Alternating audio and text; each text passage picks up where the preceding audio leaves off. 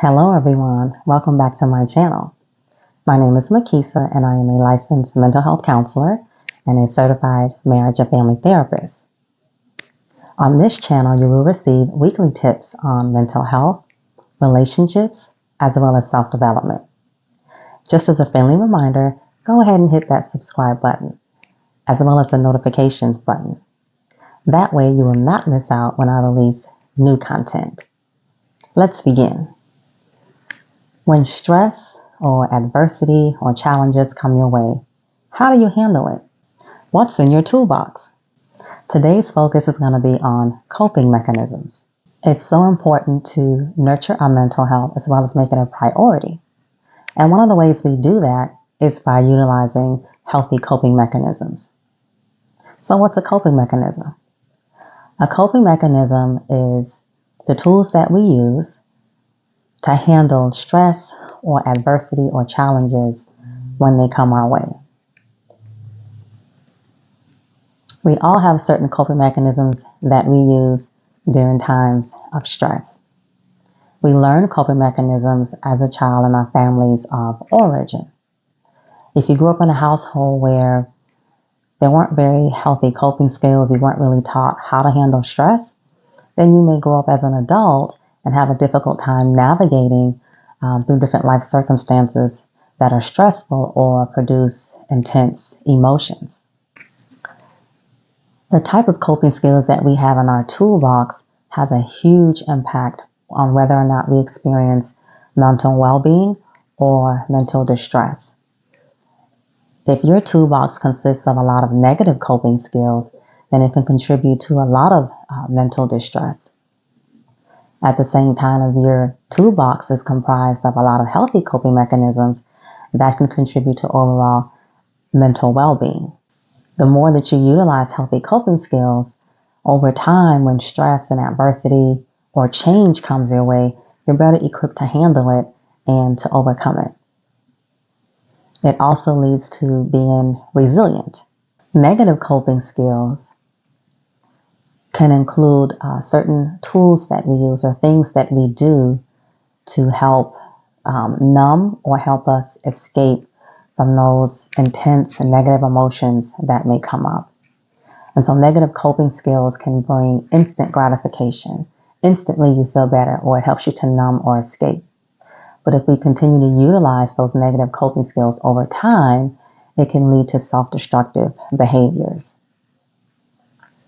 Some examples of negative coping skills can include drug and alcohol use, shopping, sleeping too much because you don't want to think about whatever the problem is, overeating or undereating, withdrawing from family or friends, pretending that the problem doesn't exist,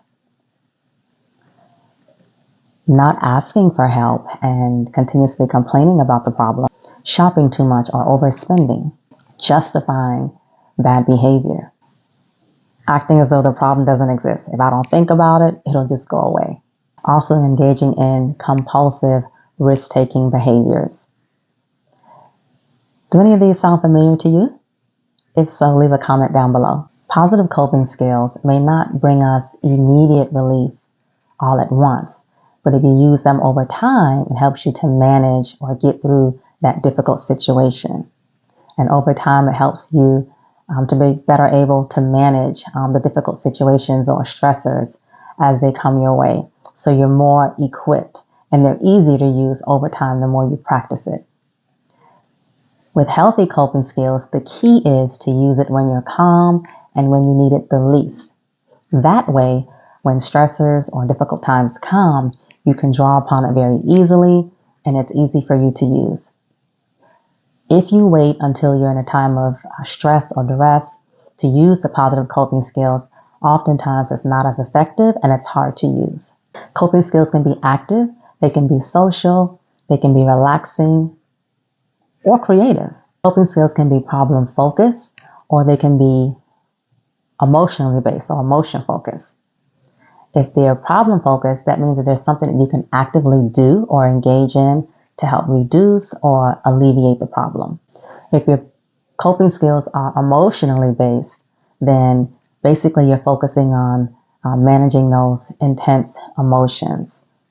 Some examples of healthy coping skills include journaling, meditation, deep breathing, yoga, exercise, any type of exercise, just being outdoors, mindfulness, grounding, any type of arts related or crafts activity that allows you to tap into your creativity, praying, cleaning, listening to music.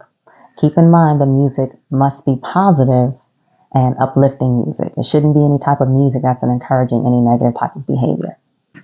Staying connected to others is another type of positive coping skills that you can utilize in times of need. And when I say stay connected to others, that includes others that are positive and they're going to help you endure or overcome that negative situation. Not those that are going to encourage you to engage in negative coping skills or self-destructive behavior. So that's just something to keep in mind. Can any of you relate to those positive coping skills that I named? If so, let me know. There may be some that I did not list that you use. Go ahead and drop a comment and let me know what type of positive coping skills that you use and that works for you. We all have negative coping skills or things that we engage in during time of stress, when we experience change that's not so helpful to us over time. We also have positive coping skills that we may use and not even realize that helps us to navigate through change or stressful situations. Whatever your toolbox currently looks like, I want you just to assess what it looks like. And I want you to assess and think about, can my toolbox use additional positive coping mechanisms? Can I benefit from that? And if so, I just want you to think about adding additional positive coping skills to your toolbox. That way you have it there when you need it the most. When difficult times arise, the more positive coping skills that you have in your toolbox, the more inclined you are to utilize those positive coping mechanisms as opposed to reverting back to old behaviors and utilizing the negative coping mechanisms. If you do find yourself engaging in using negative coping mechanisms or skills, don't be too hard on yourself. The important key is to have awareness and to recognize when change is necessary, recognizing that, you know what, this is not so helpful to me, and I really need to work on incorporating more positive coping mechanisms or skills. The goal is to be resilient. Stress, change, those are things that, sometimes we do have control over and sometimes we don't have control over. So it's important to have an arsenal or a toolbox with multiple positive coping skills that you can use during those difficult times. And when those difficult times come, you're better able to manage it and overcome it and to be resilient. That is all that I have today. I thank you so much for taking time out of your schedule to watch this video. If this video has been helpful to you at all, do me a favor. Go ahead and subscribe to my channel. Hit that like button as well as your notifications button. That way, every time I produce new content, you are aware of it and you're notified. In the meantime, be kind to yourselves and let's go ahead and work on filling up our toolbox with those positive coping mechanisms. Thank you.